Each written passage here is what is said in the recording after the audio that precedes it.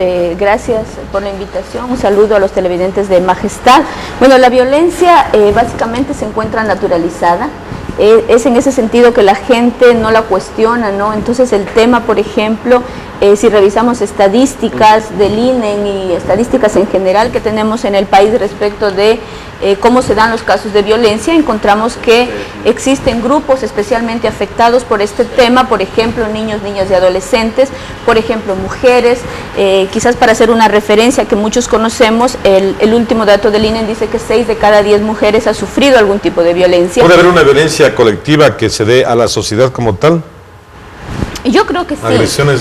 El problema es que se encuentra tan naturalizado el tema en la sociedad que nadie cuestiona que el tratamiento, por ejemplo, que le demos a un niño sea en base a gritos, en base a comparaciones, en base a minimizarlo. Sigue siendo vigente. Exactamente. Entonces, en el caso de los niños, por ejemplo, un poco para remitirnos a la estadística que tiene el país, se dice que más del 50% de niños entrevistados reporta que recibe violencia en el hogar y un 35% en las instituciones educativas. La aceptación de la violencia es lo que le permite existir, ¿no?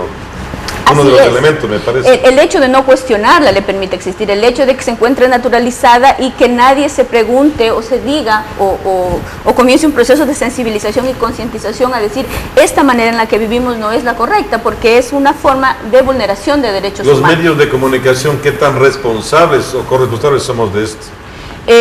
Bueno, la programación, y de eso se ha debatido mucho en el país, ciertos programas que transmite la televisión nacional que resultan homofóbicos, sexistas, machistas, obviamente que alientan la violencia. Un chiste racista, por ejemplo, repetido, obviamente nos lleva a seguir pensando, ¿no es cierto?, que las personas afrodescendientes, por ejemplo, y de hecho son más vulneradas que las personas mestizas, igual que la población indígena. Entre las mujeres, por ejemplo, las mujeres afro, las mujeres mestizas reciben mayor violencia respecto de una mujer blanca, ¿no?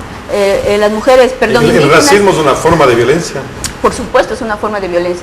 Igual, por ejemplo, que la homofobia, es decir, ese miedo irracional que tenemos de la diversidad sexual, que no empata en la norma, ¿no?, que es la heterosexualidad, por ejemplo, ¿no? Lo mismo ese tratamiento adultocentrista que tenemos con los niños y niñas, donde los adultos pensamos que siempre podemos disponer de la vida de ellos.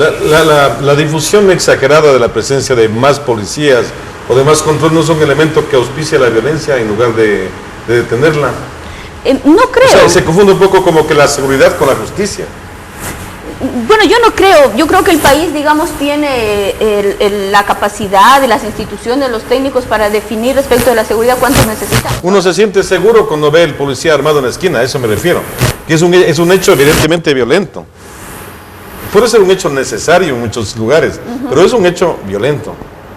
Podría, sí, digamos, es una lectura, ¿no? Podría transformarse en un hecho violento. Ahora sí es verdad también el tema de que las personas en general tampoco cuestionamos el tema de la violencia, sino que vivimos pensando que es normal, que es natural, que la relación entre las personas debe darse en ese marco. Cuando la policía acribilla a un delincuente en la calle y los medios lo difunden, la gente se siente bien. Cuando la policía arremete contra delincuentes que han violado a alguien y este delincuente es fulminado, la gente se siente más segura. Hay una confusión entre seguridad y justicia como parte del concepto de violencia social. Y yo diría que con esos ejemplos sí, porque yo creo que habría que no, digamos, alegrarnos porque el policía, qué sé yo, acaba con una persona que ha violado, por ejemplo, aunque obviamente tiene que tener justicia el acto, sin embargo, es previo, ¿qué provoca que esto suceda? Que obviamente la raíz es el machismo, ¿no es cierto? La raíz la podemos encontrar en la pobreza, en la falta de oportunidades, etcétera, pero es esa raíz a la que debemos de atacar porque finalmente esas son las causas que generan violencia. Hay mucha gente que cree que le violaron porque se exhibía. Si la culpa es de la mujer que se dejó violar y no del violador. Ese es un concepto que he oído muchas veces en Santo Domingo y en la Concordia. ¿De cómo no le van a violar si andaba exhibiéndose? Así es, así es. Bueno, no hay argumento que justifique la violencia. Y esa explicación o esto que usted menciona, justamente esa reflexión lo que hace es ahondar el tema del machismo. Pero es increíble que tengamos ese nivel de cultura de aceptación de la violencia. Así es. Bueno, y miles de ejemplos más que se transforman, que son mitos, pero que se transforman en verdades a la larga, ¿no es cierto? Y que finalmente justifican la violencia. Es cultural el problema, educativo, ¿no? Es cultural y educativo, es la manera en que nos han educado, son aprendizajes y todo lo que se ha aprendido se puede desaprender. Esto significa que es un proceso. Lo que se tiene que vivir para desaprender. Y un proceso largo, no puede ser muy corto, mediano. Los procesos de concientización prevención. Es importante destacar el hecho de que la violencia está aceptada en la sociedad ecuatoriana y mundial como un hecho normal. Hay una aceptación que llega ya a rayar en la barbaridad. Y esto nos hace pensar de que el proceso para desandar el camino también va a tomarnos tiempo. ¿Quiénes son los actores que debemos participar en el proceso para que se desarme el concepto de violencia?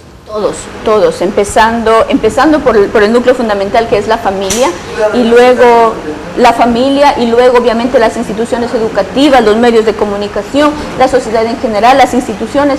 Todos debemos trabajar porque la violencia permea las relaciones de las personas de forma general. De nadie se salva, ¿no? Todos tenemos un comportamiento violento alguna vez. Así es. Entonces, obviamente este tema necesita ser cuestionado, necesita ser debatido. Antes se decía que los temas de violencia se tratan casa adentro cuando se trata de los hijos o de la pareja. ¿Puede haber una violencia que no sea ruda, sino que sea suave, pero que sea violencia a la final? Por supuesto, la violencia psicológica, que es la más alta en la estadística, ¿no? Es la más incluso que la violencia física o sexual, se ubica la violencia psicológica, ¿no? La inducción a creer cosas. El chantaje, exactamente, la seducción, el amedrentamiento, que no necesariamente implica golpes, pero que afectan la psicología emocional. Y esa es la que más se ejerce. Es la que más se ejerce. ¿Puede haber violencia en una publicidad engañosa que nos hace ocupar cosas que no necesitamos o que nos afectan a la salud, por ejemplo? Yo diría que sí. También es una forma de ejercer. Por eso se necesita realmente un cambio radical. ¿Cuál es el concepto entonces de violencia? Bueno, es toda acción u omisión, ¿no es cierto?, que atente contra la dignidad, contra la integridad física, psicológica o sexual de las personas, un poco como... No solo es físico, ¿no? No solo es físico, a veces nosotros una pensamos, palabra puede herir más que un golpe. Correcto, muchas veces. Correcto, eso es lo que se llama la violencia psicológica. Se habla también ahora en el tema de mujeres de violencia patrimonial, que es un concepto nuevo, referido, por ejemplo, al tema de negar alimentos, quitar posesiones, quitar bienes, que se ve mucho, por ejemplo, en temas de relaciones de pareja. El divorcio es un conflicto, puede ser una cuestión. Ahora, el 25 hay una marcha de mujeres. Cuéntenos algo de esto, por favor. Bueno, el Consejo de Protección de Derechos, en coordinación con la red de instituciones que trabajan el tema de protección en Santo Domingo, estamos organizando 16 días de activismo por los derechos humanos que van del 25 de noviembre al 10 de diciembre. Son dos fechas claves en términos de derechos. El 25 de noviembre es el Día Mundial de No Violencia contra la Mujer y el 10 de diciembre se celebra un año más de la Declaración Universal de Derechos Humanos. En el marco de esos 16 días se han planificado una serie de eventos con el objetivo de sensibilizar, concientizar, debatir en el Cantón Santo Domingo respecto de cuánto se cumplen o no los derechos humanos. Iniciamos el 25 de noviembre, que es el día lunes, con una gran marcha para conmemorar el Día Mundial de No Violencia contra la Mujer. La idea es hacer una caminata, una marcha que iniciará en el Parque Central, luego nos trasladaremos hasta el Parque Lineal, donde tendremos un evento artístico-cultural y la presencia de stands informativos que permitan que las señoras y las lideresas que asistan al evento... Es el 25, ¿no? Es el 25. ¿La concentración dónde será? En el Parque Central. Parque Central. Entonces, Central. La violencia es un elemento que de a poco tenemos que empezar a desarmarlo. Y es tarea de todos, no solamente del agresor, también del agredido. Entiendo que así es, ¿no?